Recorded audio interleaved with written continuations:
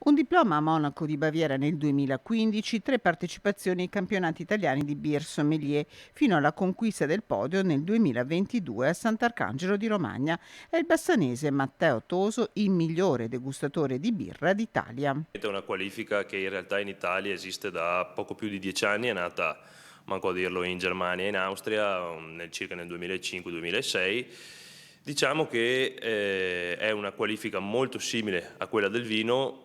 perché riguarda tutto quello che è l'aspetto sia conoscitivo ma soprattutto poi divulgativo della cultura birraia in questo caso. In Romagna la sede italiana dell'Accademia che conta 300 beer sommelier, 3 le prove a eliminazione del concorso con degustazione alla cieca di 10 birre nella fase eliminatoria, una vittoria che Matteo Toso vuole condividere. Anche se è un trofeo individuale, sono certo che l'allenamento di gruppo, il confronto e il fatto di poter avere qualcuno che ti supporta anche durante le sessioni proprio di allenamento, di degustazione alla cieca, mi abbia dato e ci abbia dato un vantaggio enorme, tant'è che tra i primi 10 in Italia siamo in 3 appunto colleghi, quindi che parteciperemo tra l'altro tutti ai prossimi mondiali di Beer Sommelier di Monaco di Baviera in programma l'11 di settembre. La sfida più difficile è la semifinale, racconta Matteo Toso, che spiega come la cultura della birra sia cresciuta grazie ai birrifici artigianali del territorio